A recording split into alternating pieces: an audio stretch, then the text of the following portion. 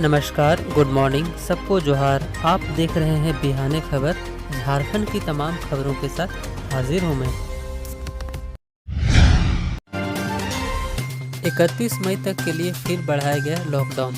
केंद्रीय गृह मंत्रालय ने इसकी गाइडलाइन जारी करते हुए कहा कि लॉकडाउन 4 में भी school, college, shopping mall, cinema hall, gym, swimming pool, park, bar, auditorium आदि पहले की तरह ही बंद रहेंगे।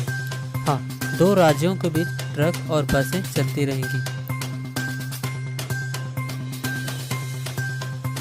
हालांकि गृह मंत्रालय ने राज्य सरकारों को ये छूट दे दी है कि वो जोन के आधार पर रियायतें तय कर सकते हैं कि वो ग्रीन जोन में किस तरह की छूट देना चाहते हैं। इस मामले में झारखंड के वित्त मंत्री रामेश्वर उरांव ने स्पष्ट कहा कि वो शुरू से ही केंद्र सरकार के फैसले के साथ है, तो झारखंड में भी लॉकडाउन 31 मई तक जारी रहेगा।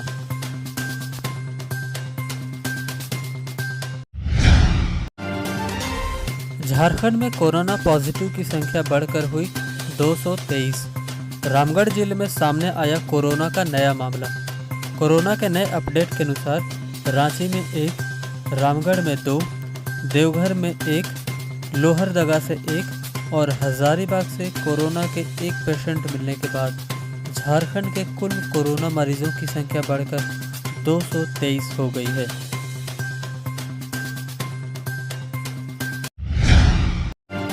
राज्य में प्रवासी श्रमिकों का आना लगातार जारी है।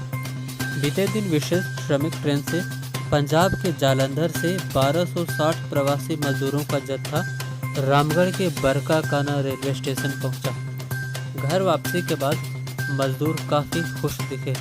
प्रशासन द्वारा स्क्रीनिंग करवाकर श्रमिकों को उनके घर के लिए रवाना कर दिया गया।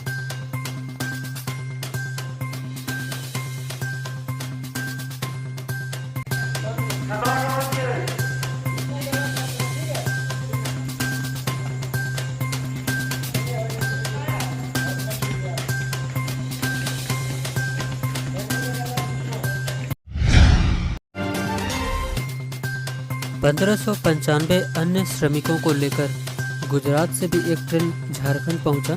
सूरत से चली ये ट्रेन पलामू के डाल्टनगंज पहुंची। वहीं बेंगलुरु से भी एक श्रमिक स्पेशल ट्रेन 1155 श्रमिकों को लेकर कोडरमा स्टेशन पहुंची है। सारे श्रमिकों को औपचारिक स्वास्थ्य जांच के बाद बसों द्वारा उनके घर के लिए रवाना कर दिया गया है।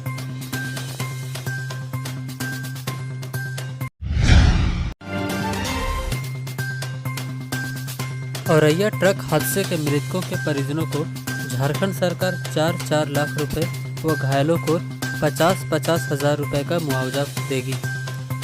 मुख्यमंत्री हेमंत सोरेन ने इस अहम फैसले की जानकारी ट्वीट करके दी है।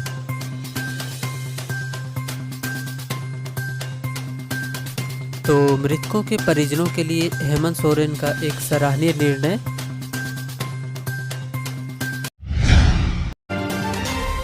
सीएम हेमंत सोरेन ने एक और अहम फैसले में कोरोना काल में ज़रूरतमंदों को खाना परोसने में लगे राज्य भर के 7000 से भी ज़्यादा किचन दीदी सेंटर को 31 मई तक जारी रखने का निर्णय लिया है।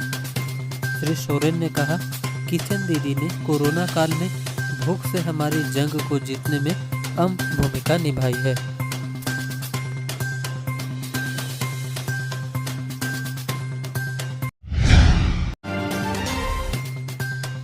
खूंटी के मुरहू थाना पुलिस को बड़ी कामयाबी मिली है। पुलिस ने 190 किलोग्राम अफीम डोडे के साथ 3 लोगों को अरेस्ट किया है।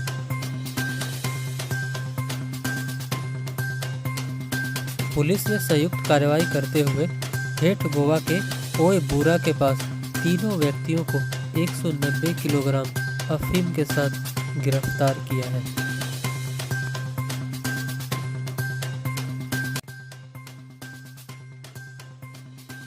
देखिए, कोरोना हम पर 2 तरह के हमले करता है। पहला शारीरिक और दूसरा मानसिक। मानसिक हमला हमें संदेह पैदा करता है, मन में कहीं एक शक पैदा करता है, यहां तक कि हम उस इंसान से भी डरने लगते हैं जो अस्पताल से ठीक होकर घर आया है। वो इंसान जिसे डॉक्टरों ने ताली बजा करके घर भेजा है। देखा होगा आपने टीवी पर कि अस्पताल से ठीक होकर वापस आने पर घर और समाज के लोग उन पर फूलों की वर्षा करते हैं। शारीरिक लड़ाई के लिए तो दुनिया भर के जानकार कोशिश कर रहे हैं, और मानसिक लड़ाई हमें ही जीतनी पड़ेगी। यदि हम हार गए तो कोरोना जीत जाएगा, और ये हम कभी होने नहीं देंगे। अपनों को अपनाएंगे, सही सलामत कर लाएंगे।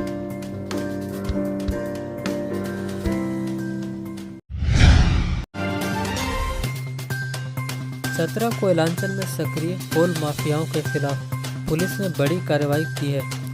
गुप्त सूचना के आधार पर मिली जानकारी पर कार्रवाई करते हुए पुलिस ने सिमरिया थाना अंतर्गत तिबाब गांव से कोयले की तस्करी कर रहे 3 लोगों को 2 ट्रक के साथ गिरफ्तार किया है। तो चतरा पुलिस की एक बड़ी कामयाबी।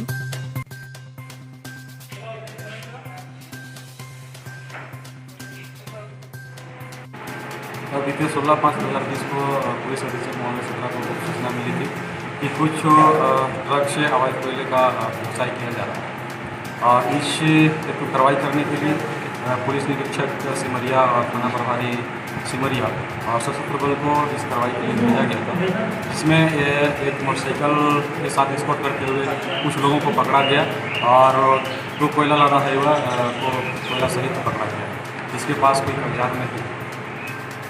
इस कार्रवाई में 3 लोगों की गिरफ्तारी अभी तक हो गई है। मोहम्मद वसीम अंसारी और मोहम्मद इमरान और मोहम्मद सलमान। ये 2 हैं लातेहार जिले के और एक है कटवा थाना क्षेत्र।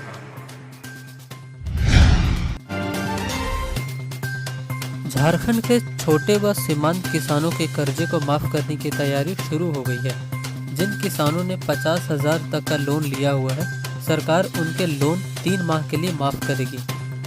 झारखंड के कृषि मंत्री बादल पत्रलेख ने कहा है, ऐसे किसानों की संख्या 14 लाख से ऊपर है और सरकार बहुत शीघ्र ऋण माफी की प्रक्रिया बाकायदा शुरू कर रही है।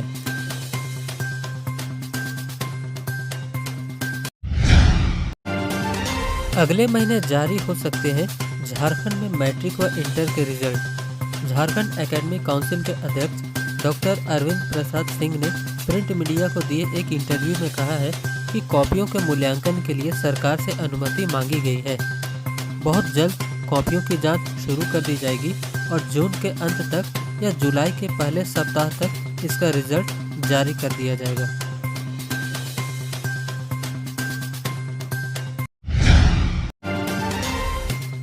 दूसरे राज्यों में फंसे श्रमिकों को झारखंड लाने के लिए आज 6 श्रमिक ट्रेनें झारखंड के लिए अलग अलग जगहों से चलेंगी।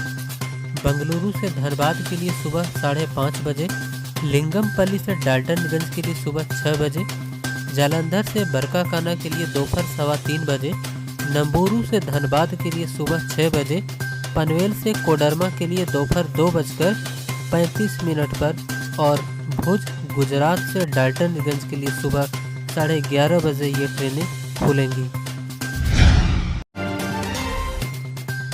हजारीबाग पुलिस ने रंगदारी व लेवी वसूलने वाले 3 अपराधियों को अरेस्ट किया है। जिले के कोयला क्षेत्रों में PLFI के नाम पर लेवी वसूल करने के आरोप में इन सारे अपराधियों को गिरफ्तार किया गया है।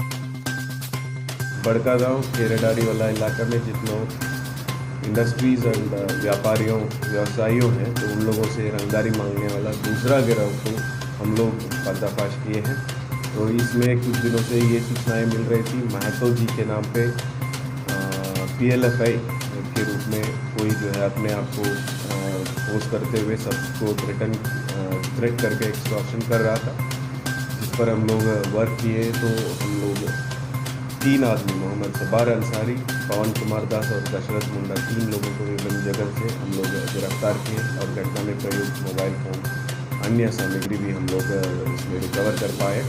और उनसे पूछताछ करने पर ये पता चला कि ये लोग टोटल 7 लोग जो है पहले जेल गए हुए थे और जेल से जो है ये लोग अपना गैंग बना दिए और रिसेंटली जब जैसे बेल मिला है बाहर आके फिर क्राइम की दुनिया में अपना पहचान बनाने के लिए इस टाइप का हरकत कर रहे थे और हजारीबाग पुलिस पहले ही इंटरसेप्ट करते हुए उनको उस क्राइम को हम लोग रोक पाए हैं। इसमें एक और उल्लेखनीय बात है कि हजारीबाग पुलिस कोविड वॉरियर के रूप में कोरोना से संबंधित गाइडलाइंस को, लॉकडाउन को इम्प्लीमेंट कराने के लिए भी लगातार काम कर रही है और साथ साथ जो है इस टाइप का क्राइम, संवेदनशील क्राइम, क्रिमिनल्स के बारे में जैसे जैसे सूचनाएँ मिलती हैं तो उस पर भी दिन रात लग के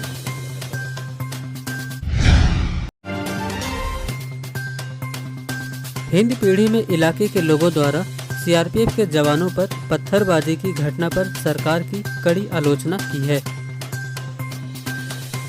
भाजपा के प्रदेश प्रवक्ता प्रतुल शाहदेव ने कहा है कि ऐसा लगता है जैसे राज्य सरकार ने हिंद पीढ़ी के उपद्रवियों के सामने घुटने टेक दिए हैं।